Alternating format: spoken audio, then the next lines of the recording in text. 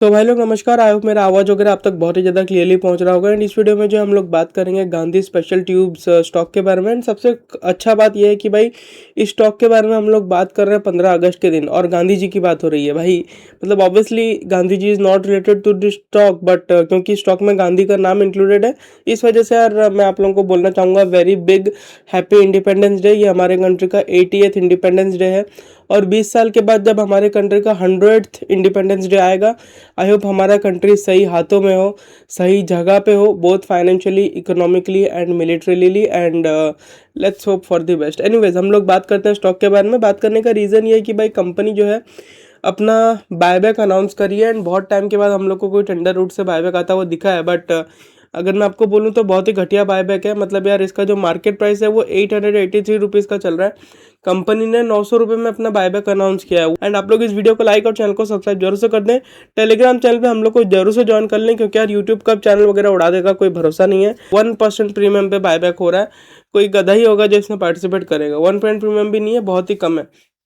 And बाकी अगर आप लोग देखोगे तो जो बायबैक का साइज़ है वो अराउंड 8,68,000 शेयर्स का है। रुपीज़ में अगर साइज़ देखोगे तो अराउंड 78,12,90,000 का साइज़ रखा गया है। ठीक है, तो यार देखो, वन शेयर स्ट्रेटेजी तो काम कर जाएगा, क्योंकि पता नहीं लोग फिर भी पूछते हैं, भले ही 1% प्रीमियम है, 7 रुपया इसका प्रीमियम हो रहा है, रखा है कंपनी ने, बट स्टिल लोग पूछते हैं कि भाई इसमें वन शेयर काम करेगा क्या। तो ये हाँ, 100% इसमें वन शेयर काम करेगा।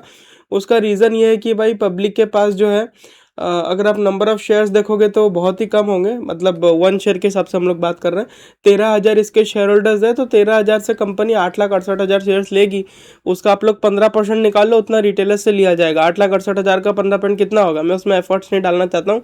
वो अराउंड 1 लाख शेयर्स के आसपास होगा। तो लगभग 1 लाख शेयर्स जो है रिटेलर से लिया जाएगा।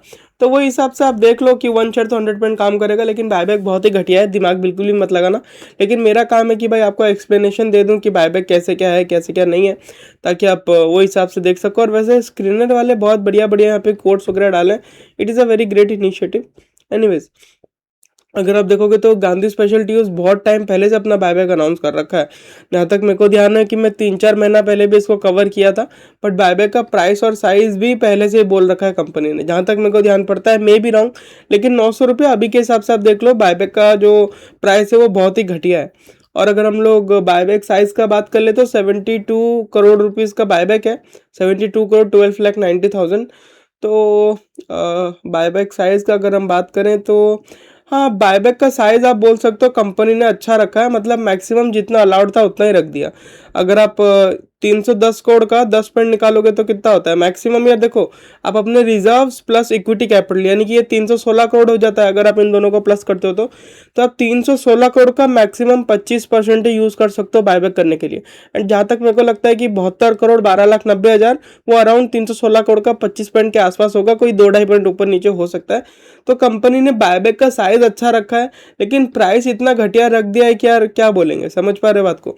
साइज के हिसाब से बायबैक ठीक है। और कंपनी जो है इन टोटल अगर हम परसेंटेज टर्म्स में बात करें, वो इन्होंने यहाँ पे मेंशन नहीं किया है। बट ठीक है, कोई बात नहीं, मेंशन नहीं किया तो हम लोग मैनुअली कैलकुलेट कर लेते हैं। अभी के टाइम में अगर आप देखोगे जो कंपनी का नंबर ऑफ शेयर्स मार्केट में अवेलेबल है वो 1,22,00,000 है। तो 1,22,00,000 में से कंपनी लगभग 8 लाख शेयर मार्केट से उठा रही है, 8,68,000 शेयर्स मार्केट से उठा रही है। यानी कि अपना total number of shares available in the market का अराउंड ये लोग 7-8% के आसपास उठा रहे हैं, जिसकी वजह से होगा क्या, 7-8% का सप्लाई मार्केट से खत्म हो जाएगा। तो डिमांड अगर उतना ही रहेगा तो सप्लाई डिमांड इक्वेशन की वजह से स्टॉक जो है ऊपर की तरफ चल सकता है। लेकिन उतना आप लोगों को दिमाग नहीं लगाना है। सिंपली अगर मैं बायबैक के हिसाब से आपको बोलूँ तो बायबैक बहुत ही बेकार है। और कंपनी का बिजनेस मॉडल वही वेल्डेड स्टील ट्यूब्स, नट्स और विंड पावर का है। बहुत ही कॉमोडिटाइज बिजनेस है। ये बिजनेस में आपको प्राइसिंग पावर ज़्यादा मिलता नहीं है। अगर आप यहाँ पे भी देखोगे तो हालांकि ये कंपनी का ऑपरेटिंग मार्जिन एक्स्ट्रा ऑर्डिनरी है, भले ही प्राइसिंग पावर इस बिजनेस में नहीं है, बट स्टिल कंपनी बहुत ज़्यादा ऑपरेटिंग मार्जिन मेंटेन कर रखी है। इसका एक रीज़न ये भी हो सकता है कि इनका हो सकता है कि बहुत बड़ा रेवेन्यू विंड पावर से आता हो। एक बार यहाँ पे देखना पड़ेगा क्या मामला है। सीमलेस स्टील, यहाँ पे इन्होंने रेवेन्यू ब्रेकअप दिया है क्या? हाँ, तो इनका जो रेवेन्यू ब्रेकअप है, मैन्युफैक्चर गुड से 94% का आ रहा है, 1% का विंड पावर से आ रहा है, और अदर ऑपरेशन रेवेन्यू से 3% का आ रहा है। तो यार देखो कंपनी तो अच्छी लग रही है, मेरे बिजनेस मॉडल वाइज देखोगे तो अच्छी नहीं है, लेकिन कंपनी जिस हिसाब से मार्केट को क्रैक किया है, भले ही कंपनी ऐसे सेक्टर में बिलोंग करता है जहाँ पे प्राइसिंग पावर बहुत कम होता है, लेकिन स्टिल कंपनी बहुत ही अच्छा अपना प्राइसिंग पावर मेंटेन किया है। तो मेरे को लगता है कि फंडामेंटली कंपनी अच्छी है। Business model wise it's not that great. बहुत सारी कंपनी है जो कि इसी सेक्टर में बिजनेस कर रही है आज के टाइम में। एक तो अपना एपीएल अपोलो ट्यूब्स हो गया, फिर एस्ट्रल भी आजकल इस बिजनेस में घुस रहा है। फिर आप देखोगे संभव स्टील ट्यूब्स आया था, स्कोडा इंडिया, स्कोडा ट्यूब्स करके एक और आईपीओ आया था, और भी बहुत सारे ये सब ट्यूब्स मैन्युफैक्चरिंग कंपनी धीरे धीरे अपना आईपीओ लेके आने वाली है। तो अगर आप देखोगे तो ये सेक्टर बहुत ही कंपटीशन वाला है, लेकिन स्टिल कंपटीशन सेक्टर होने के बावजूद भी कंपनी अपने आप को एटलीस्ट प्राइसिंग पावर वाइज बहुत ही एक अच्छा फुटिंग पे रखा है, लेकिन सेल्स ग्रोथ वगैरह ठप पड़ा हुआ है। जैसे कि अगर आप दूसरी कंपनीज को देखोगे जो कि कुछ कुछ सेम टाइप का धंधा करती है, यहाँ पे अगर हम लोग स्कोडा ट्यूब्स का बात करें, स्कोडा ट्यूब्स को अगर आप देखोगे तो इसमें भी अभी सेल ग्रोथ इसका भी खत्म हो गया, 11 पॉइंट का ही बचा है।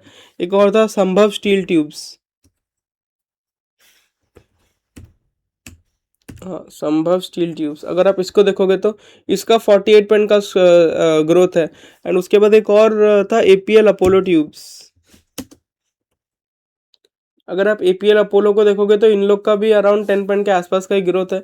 तो एक ही प्लेयर है जो कि बहुत बड़ा ग्रोथ कर रहा है उसके अलावा, एंड उसका रिवॉर्ड भी मिला है। स्टॉक अगर आप देखोगे तो नीचे 88 का हो गया था, नहीं रिवॉर्ड भी नहीं मिला यार इतना। ऐसा लगता है कि बड़ा रिवॉर्ड मिला है, क्योंकि स्टॉक में ज़्यादा कभी मूवमेंट आया ही नहीं था, इसलिए ऐसा थोड़ा सा ही मूवमेंट आने से लगता है कि बहुत भाग गया।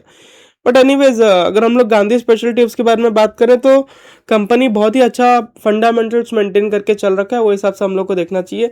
एंड एट दी एंड में अगर आपको बोलूँ तो बायबैक बहुत ही बेकार है। अगर आप बायबैक के हिसाब से इस कंपनी को देख रहे हो तो मत देखो, लेकिन अगर आपको कंपनी फंडामेंटली बिजनेस वाइज अच्छी लग रही है, बिजनेस वाइज इतना मेरे को पर्सनली खास नहीं लगता है, बट फंडामेंटल वाइज अगर ये आपको अच्छी लग रही है तो आप देख सकते हो यार, क्योंकि बायबैक अगर कंपनी करेगी तो उसका नंबर ऑफ शेयर्स घटेगा, और बहुत ही अच्छा साइज का बायबैक है, मतलब 8% के आसपास कंपनी का total number of shares market से गायब होने वाला है। तो उसका इंपैक्ट स्टॉक प्राइस पे भी आएगा। क्यों? क्योंकि कंपनी का ईपीएस बढ़ जाएगा। नंबर ऑफ शेयर्स अगर घटेंगे तो अर्निंग पर शेयर तो बढ़ेगा ना, ईपीएस बढ़ेगा तो पी रेशियो घटेगा, पी रेशियो घटेगा तो कंपनी अट्रैक्टिव हो जाएगी, और बायबैक के बाद इसका आरओई भी बढ़ जाएगा।